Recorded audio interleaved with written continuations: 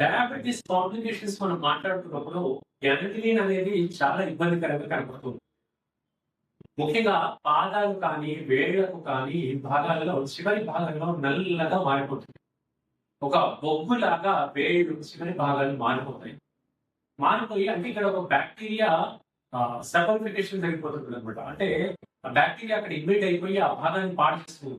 అప్పుడు మనం వాటిని ఇలా టచ్ చేసినా కూడా ఆ భాగం ఊడిపోయేటువంటి పరిస్థితి ఏర్పడుతుంది. దీన్ని గ్యాంగ్రీన్ అంటారు. అంటే ఆ భాగానికి రక్త ప్రసరణ సరిగ్గా లేక చచ్చుబడిపోవడం. ఇది గ్యాంగ్రీన్ తాలూకు లక్షణం. అయితే ఎక్కువగా డయాబెటిస్ ఉండేటువంటి వ్యక్తులకి ఈ ప్రాబ్లం ఉంటుంది. ఎందుకంటే చివరి భాగాలకు రక్త ప్రసరణ తక్కువగా ఉంటుంది కాబట్టి ఈ ప్రాబ్లం ఏర్పడే అవకాశం. మనం వింటూ ఉంటాం డాక్టర్ గారి దగ్గరికి వెళ్తే ఆ భాగం తీసేశారు, కాలి వేళ్ళు తీసేశారు, కాలు చివరి భాగంలో మడం భాగం వరకు తీసేశారు అని డాక్టర్లు చెప్తున్నట్టుగా మనం వింటూ ఉంటాం మన చుట్టుపక్కల వ్యక్తులు. అది డయాబెటిస్ గ్యాంగ్రీన్ అంటాము. ఈ గ్యాంగ్రీన్ లక్షణము స్టార్టింగ్ ఫేజ్ లో హోమియోపతి మందులు వాడుతుంటే చాలా చక్కగా సర్జరీ అనేది లేకుండా మనం తగ్గించుకోవచ్చు. ఇక వీటికి డ్రెస్సింగ్ కి కూడా ఆయింట్మెంట్ లాంటి పెద్దగా అర్థం లేకుండా హోమియో మందులతోని ఈ గ్యాంగ్రీన్ ని చాలా వరకు తగ్గించుకోవచ్చు.